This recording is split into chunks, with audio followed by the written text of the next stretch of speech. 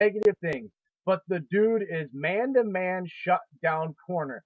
And maybe not at 12 necessarily, but even if there's a trade back scenario, this damn seed Dave planted has got me just over the strict because of what Pettin likes to do on the outside of just fitting like a puzzle piece that is just so perfect for the Packers.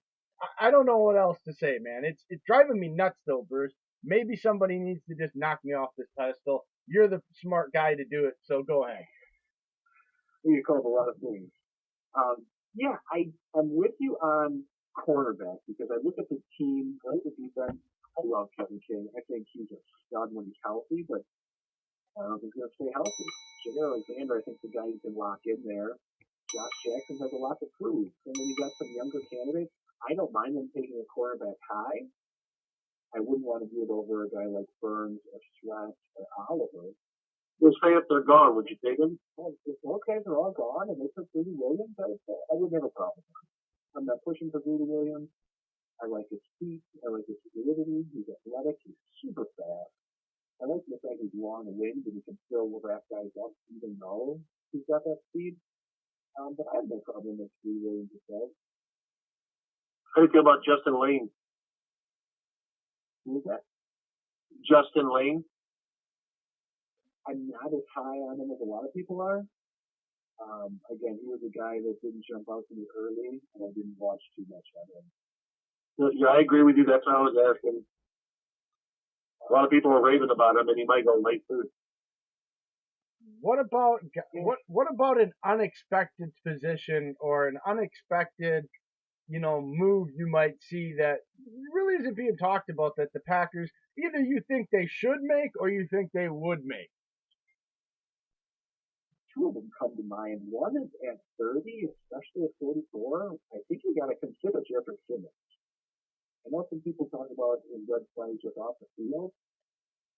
I give him a little credit. If you watch the video, there was a family incident. He was 18. He hasn't had any problems since then. But that's a guy who was looking like a top 10, top 15 pick. Tore his ACL, and ACL tears aren't that big of a deal anymore. They're easier to come back from than they were when Terry Allen. No, that's the defensive tackle, right? Yep. All right. He's one of the guys. The other one is that keeps coming to one more in my head is Josh Jacobs. I think he's hands down the best back in the class. I don't think he's an elite Saquon Barkley, but he is the best running back. And if LaFleur is serious about wanting to run the ball, I have learned because of as much as I love Aaron Jones, I don't think he's a 20 carry guy. I don't think he can hold up to it. He proved that again last year when he got hurt. And we need a compliment. I think guy like David Montgomery would be a great compliment. Bryce Love a little later.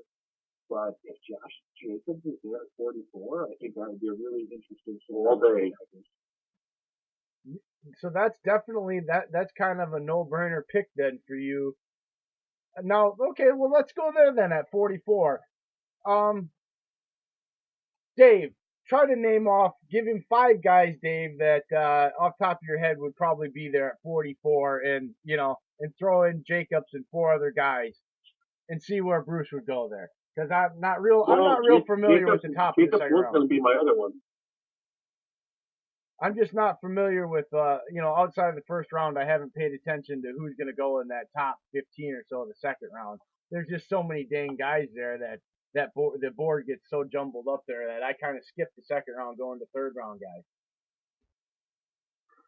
You said you want the second round pick? Yeah, give him if Jacobs is there and 2, 3 other guys, the scenario there, do you still take Jacobs at 44? Well, that would be it would be Mack Wilson, Josh Jacobs, Calvin Harmon, possibly A.J. Brown if he drops. And also another one would be the Chauncey Gardner-Johnson.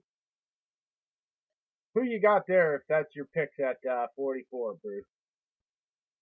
I'm going to have to make an assumption that they're not taking a linebacker in the first round. And then to me, Chauncey's a guy that I really like too. I think you've got a group of safeties there. Adderley, Chauncey, Savage. It depends on how that goes because I think free safety's still a big need for them. Chauncey would probably be my first pick out of those guys. and then maybe a toss-up between Mac Wilson and Josh Jacobs. Two Alabama guys would be kind of there, huh? And so is there? Look, speaking of Jacobs, is that the one position where you see kind of the largest gap in the top guy to the next group of guys? There is the running back For class. me, yes. Yeah, I know a lot of people don't agree with me, but I look at the running back class as you got Josh Jacobs, really good borderline first rounder, and then you got half a dozen guys that could go in the next 2 or 3 rounds. And a lot of those guys you look at more the bottom of the second round. Otherwise, that's what you're talking second round. You're talking that 25 to 32 range type of second round guys. They're essentially third round players because, yeah, I as much as I like this running back class as far as depth and versatility, yeah, I see kind of the same thing. Jacobs is clearly the guy that's a fringe first rounder, and everybody else is basically a third round pick or later to me. Yeah, even the whole draft class, you look at that handful of guys at the top who are premier talent, Bosa, Quinton Williams, Josh Allen. There's just a few of those guys. And then that second tier isn't that deep either. Once you start to get to the end of the first round, if I go through all these mocks and simulations, end of the first round, almost in the middle to the end of the third, so many of those guys almost seem interchangeable. There's a really thick middle to this draft class. And I think it's a great year to build a lot of depth where the Packers haven't had it. Okay, so we got about 8 minutes left, guys. And so here's something I want to bring back around because we got another guy that likes film here, Dave.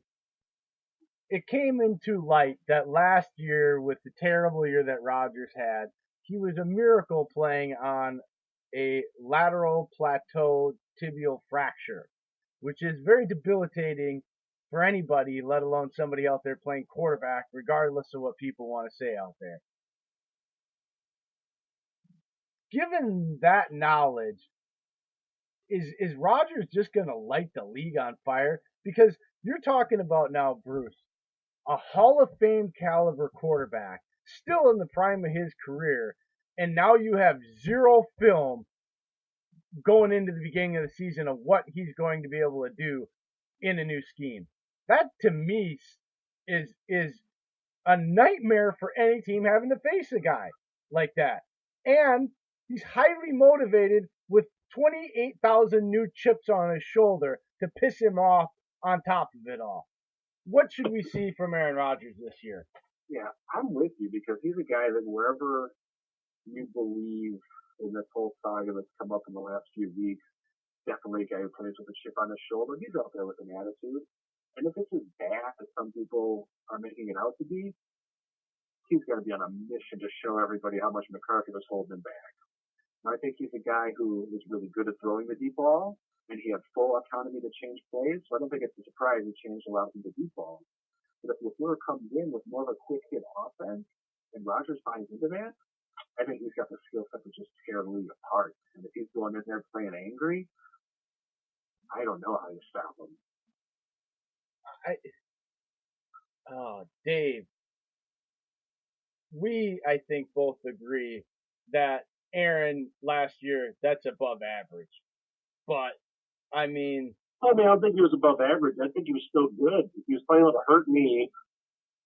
You were playing with two rookie wide receivers after Geronimo went down. So he had to earn their trust. Jimmy Graham was dropping everything left and right. Mike McCarthy didn't know what offense to call because he couldn't generate anything for Rodgers. I think Rodgers did a lot more and covered up a lot of holes that we had. And on a broken leg of all things. I think the negativity at some point has to stop with Packer fans. I think the expectations, we need to be positive. Because they got it so well. They got spoiled. Right. We've been spoiled. We've been totally spoiled. The thing with him last year, though, wasn't just playing through the pain. The thing that I noticed was his mechanics just suffered because of it. You could tell he couldn't plan. And it was the Cardinals game. There was a play that stuck out to me where it was the first game. It looked like he wasn't favoring that knee. And there's a play where he had either MVS or EQ down the end zone, and he laid back and he put it up and it just went failed through the end zone. It got away from him, and that was when I thought, wow, even though he's healed and better, his mechanics haven't recovered. So I think that's maybe the only thing that could really stop him. If he comes to training camp and he has not reset his mechanics, he might not be the same. But here's the thing. Here's the problem I keep coming back around to when I hear all this. Well, he might not be coachable. This is a new system, and the thing that really stuck out to me with that ESPN 540 interview 2 weeks ago now is the fact that he made a comment about it was their first day of OTAs, right, on the Monday when they first aired the interview, okay, and he's talking about, they just had their first offensive meetings for first install, and that they were notified on their way out the door, as people are shuffling, that there's going to be a quiz on everything they learned in class. And that he was talking about making a joke that he was going to have to cram that night to study. I just don't feel that a guy that is, with all the negativity and the spotlight being shined on him, that any negative or bad habits he had, they're going to coach those out of him, because it doesn't make sense to me, logically or common sense, that with the spotlight being shined on, that he's going to do anything, even, with the narrative that he's not coachable, to justify that narrative, because that's part of this guy's chip, is even if it's his normal behavior, he'll go out of his way not to do his normal behavior to prove you wrong. That's what people don't understand about how competitive these, not just Aaron, but all these quarterbacks are. That's where I think the oxymoron and these hot take dumbasses out in the national media get to, that talk themselves in circles. They're not paying attention to the things that are just common sense. Yeah, I think you're right. I mean, every locker room has problems. Every great player has an awareness of how great they are. And in his case, I think it just got to be frustrating. We all thought as fans that offense was not keeping up with the evolution of the game. And if Matt LaFleur can come in and introduce a new concept that interests him, that piques his curiosity, that get him involved and get him really excited to play again, I think that's the biggest thing that LaFleur can bring to the table. And here's the thing. If the running game and the overall scheme and the being multiple out of, it's the idea here behind this, and I'm not even going to say the McVay offense, because that's another asinine thing. This is the Shanahan offense that now McVay runs, and all these guys, and Shanahan run, and him. So it's the Shanahan offense. That's how we need to refer it. So Packer people, get it right. It's Shanahan offense. The thing that gets me is, if that scheme works the way it's supposed to, you know how you get your quarterback engaged? Bringing back that deep throw, those 50-yard bombs from him to, it'll be, some other receiver, but it was him and Jordy Nelson. Those big plays are highlight packages that egotistical guys that, are Aaron Rodgers, that's what keeps them interested in wanting to do the mundane little things, because they know what the payoff at the end of the day is. This, again, another point that isn't being looked at hard enough in the national media when they want to drive these narratives. Yeah, and the 2 points that play into that is there's no one in the league who throws a better deep ball than Aaron Rodgers, and there's no better way to set up the deep ball than have a strong running game. And LaFleur's already talked about wanting a strong running game. He's got a couple of good running backs, and if they add another one in the draft, and they can add some help to blocking scheme and a line, I think it's really going to open things up, and that's something that Rodgers could buy into. All right, guys. My big thing is also drafting possible tight end in the third or fourth, even the latest, or in the first or second, because LaFleur loved using Delaney Walker before he got hurt. Yep. All right, guys, we got a minute left. We're going to wrap it up. I appreciate Bruce from PackersForTheWin.com joining us with all his great insight, as always. Thank you very much, Bruce. You learned a lot today. Yes, you always are welcome. And, now that you're almost becoming a regular now, so we're going to have to start referring to you as Bruce, friend of the show, from now on. We appreciate it. You guys remember to follow us all. You can get at me at UPJ33 on Twitter. You can get Dave at Steak and Cheese on Twitter. Follow the show podcast on Spreaker.com. We're also on Tumblr, SoundCloud, Spotify. We have a YouTube channel. Everywhere. Search us, First and Goal Radio on all those platforms. Subscribe to them, follow them, comment, tweet us, all that stuff. wrapping it up. Thanks, guys. We'll get back to you probably next Tuesday. Go Pack Go. Love you, Packer Nation.